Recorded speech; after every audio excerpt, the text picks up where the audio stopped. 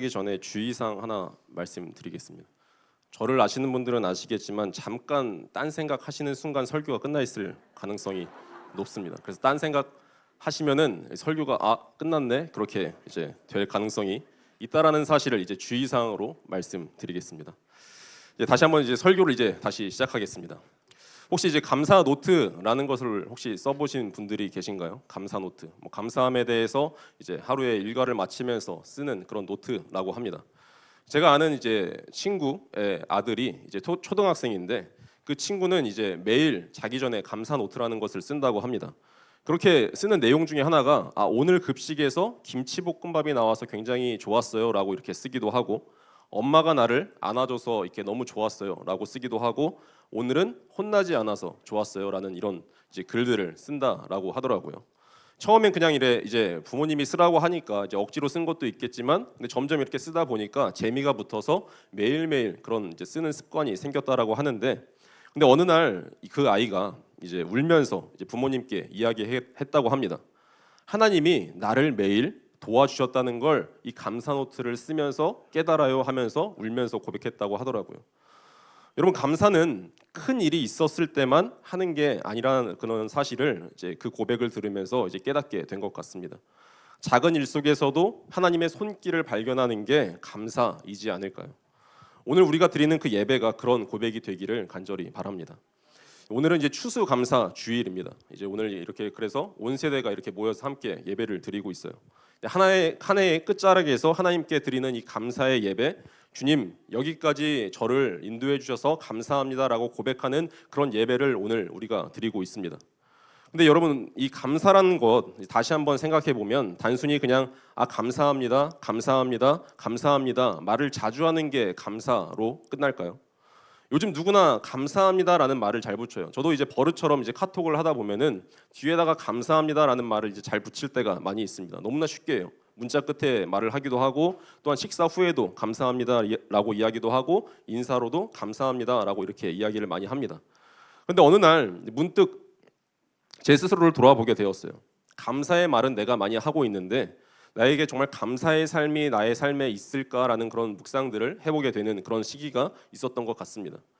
감사합니다라는 말은 굉장히 열심히 하고 있는데 정말 내 삶의 방식이, 그 삶의 방식이 은혜를 모르는 삶이라면 진짜 감사일까라는 그런 물음표가 제 마음속에 이제 떠다니기 시작했습니다.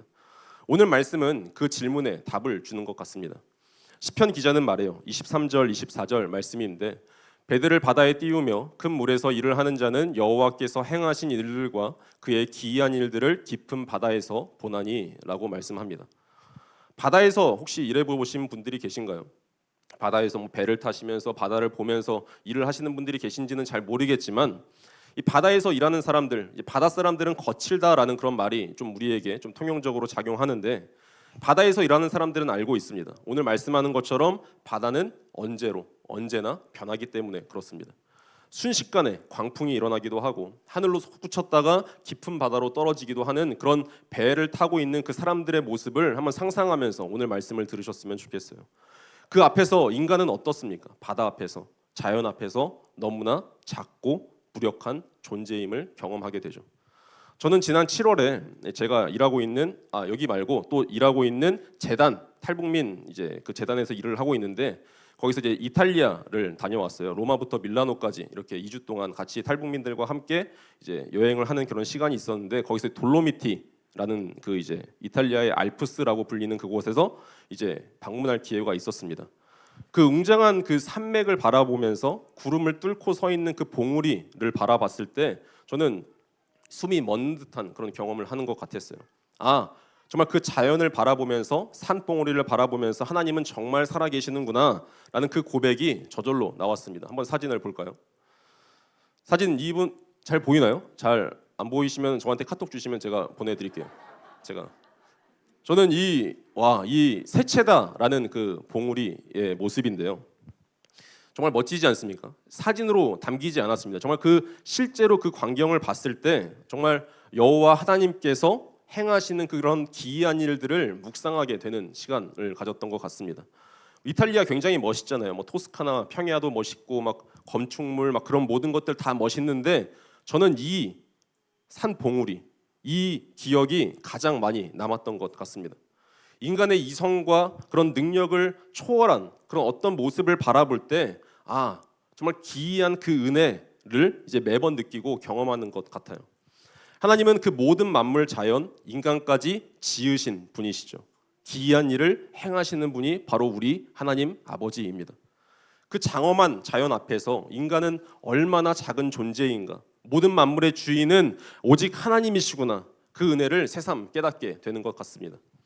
이제 그런 자연의 위대함을 우리 각자의 인생에서도 경험할 때가 많이 있죠. 아까 바다 이야기를 했었는데 인생의 바다는 늘 잔잔하지 않기 때문에 그렇습니다.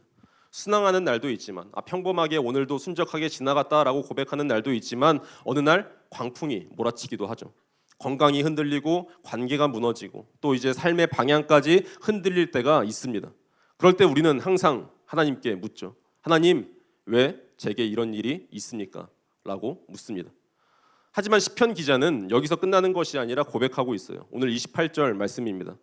그들이 고통 때문에 여호와께 부르짖음에 그가 그들의 고통에서 그들을 인도하여 내셨도다. 아멘. 광풍은 우리를 무너뜨리는 것만이 아니라 하나님을 더 깊이 경험하게 하는 자리임을 우리 인생의 선배, 우리 장년 여러분들은 너무나 잘 알고 계실 겁니다. 그래서 마가복음 4장을 보면 이 제자들도 바다에서 큰 광풍을 만나고 있죠. 물결이 배 안으로 밀려들고 배는 침몰 직전이었습니다. 그들은 예수님을 깨우며 외칩니다. 선생님, 우리가 죽게 된 것을 왜 돌보지 않으십니까? 라고 외칩니다. 그때 예수님께서 말씀하시죠. 뭐라고 하시는지 다들 잘 아실 겁니다. 잠잠하라, 고요하라 라고 말씀하시죠. 그때 어떤 일들이 일어났죠? 바람이 그치고 바다는 잔잔해졌습니다. 저는 그 장면이 떠올랐습니다. 오늘 말씀을 준비하면서 참 인상적이었기 때문에 그렇죠. 예수님이 계신 곳에서도 폭풍과 두려움도 혼란은 잠잠해집니다. 우리의 인생 바다에도 예수님이 함께 하신다면 그분은 반드시 우리를 소원의 항구로 인도하십니다. 본문 30절은 이렇게 말씀합니다. 여호와께서 그들이 바라는 항구로 인도하셨도다. 우리는 폭풍이 지나고 나서야 깨닫습니다. 그때는 너무 힘들었지만 이 광풍이 몰아치는 이 상황 가운데 너무 힘들었지만 돌아보니 그 모든 여정이 하나님이 우리를 더 깊은 자리로 이끄시는 과정이었다라고 그런 것들을 깨닫게 됩니다. 그래서 로마서 8장 28절은 이렇게 이야기를 해요. 하나님을 사랑하는 자 곧 그의 뜻대로 부르심을 입은 자들에게는 모든 것이 합력하여 선을 이룬다. 아멘. 합력하여 선을 이룬다. 저는 이 말씀을 좀 많이 좋아하는 것 같아요. 내가 이해되지 않는 그런 상황 가운데에서도 어떤 아픔 가운데에서도 어떤 그 모든 것 가운데에서도 하나님께서는 분명하게 합력하여서 선을 이루실 거야 라는 그 믿음 때문에 지금 인생을 버티며 살아가고 있는 것이 아닐까라는 것을 묵상해 보게 되는 것 같습니다. 이것이 감사의 이유가 아닐까요? 풍성한 곡식만이 감사의 이유가 아니라 광풍 속에서도 우리를 붙드신 하나님의 은혜 때문에 우리는 감사를 고백할 수 있습니다. 감사는 어떤 사람이 할 수 있습니까? 은혜를 아는 사람만이 할 수 있습니다. 은혜를 모르는 사람들은 감사는 굉장히 말로 잘할 수 있지만 삶으로는 드러내지 못하죠. 감사합니다를 100번 이야기해도 그의 마음에 은혜의 감격이 없다면 그건 단지 예의에 끝날 뿐입니다. 은혜를 아는 자는 다릅니다. 은혜를 아는 자는 불평 대신에 찬양을 택합니다. 광풍 속에서도 하나님을 의지하죠. 눈물의 자리에서도 감사할 이유를 찾습니다. 그게 은혜를 아는 자의 삶의 태도가 아닐까요? 오늘 우리가 온 세대 연합 예배로 이렇게 모였습니다. 우리 어린 아이들 정말 다 있는데 아이들, 청년들, 부모님 세대까지 함께 예배하고 있습니다. 세대는 우리가 분명히 다르지만 우리 모두에게는 공통된 한 가지가 있습니다. 그건 바로 하나님의 은혜로 여기까지 왔다라는 사실입니다. 하나님의 은혜를 받은 자라는 사실입니다. 그것은 우리가 모두 동일해요. 하나님의 신비 중 하나는 우리가 이 사실을 인정할 때, 믿을 때 일어납니다. 우리가 낮아지는 만큼 주님은 더 선명하게 보이고 약해지는 만큼 주님은 더 강하게 역사하십니다. 그것이 신비죠. 내가 스스로의 능력과 수단으로 나 자신을 세우면 하나님은 그만큼 나에게서 멀어지기 시작합니다. 하나님이 멀리 가시는 것이 아니라 내가 하나님을 멀리 하는 것입니다. 우리 자신의 능력에 의존하는 만큼 우리는 하나님에 대한 믿음을 축소하고 있는 것입니다. 하나님의 놀라우신 그 은혜에 대한 감사가 없다는 것은, 그것을 인정하지 않는다는 것은 하나님과의 관계에서 위험한 지경에 자기 스스로 제 발로 찾아가고 있는 것이죠. 하나님은 어떤 분이십니까? 우리 하나님 너무나 잘 알고 계실 겁니다. 선하심과 인자하심이 영원하신 분이십니다. 오늘 예배로의 부름때에서도 선포했습니다. 무한하신 그 선하심과 인자하심이 우리 앞에 무한히 열려 있습니다. 불행하게도 우리는 주님의 선하심과 인자하심을 의지하기보다는 스스로의 힘으로 나 자신을 세우려 합니다. 아니라 이야기하지만 저조차도 매일 매순간 회개하지 않으면 내 본성이 계속해서 나옵니다. 그래서 높아지고 강해지고 부해지기를 힘써요. 스스로 판 구덩이에 빠지는 일입니다. 하지만 하나님은 어떤 분이시죠? 은혜로우시고 자비하시고 노하기를 더디하시는 분이시기 때문에 스스로 판 구덩이에 빠졌을 때라도 우리가 하나님을 향해 손을 뻗으면 다가와 건져주시는 분이 바로 우리 하나님이십니다. 그래서 하나님께는 자격이 있습니다. 어떤 자격이 있으십니까?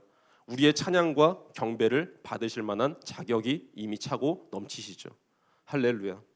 정말 하나님을 찬양할 수밖에 없습니다. 말씀을 마무리하겠습니다. 감사는 상황이 좋아서 우리의 열매가 많이 맺혀서 하는 감정이 아니라라는 것을 너무나 잘 아시죠. 하나님이 함께 하신다라는 그 믿음에서 흘러나오는 고백이 감사입니다.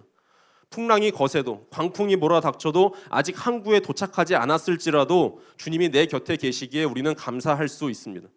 오늘 이 추수감사 주일에 우리 모두 이렇게 고백했으면 좋겠습니다. 하나님, 올해 제 인생에서도 많은 광풍들이 있었지만 그 속에서도 저를 지켜주셔서 감사합니다.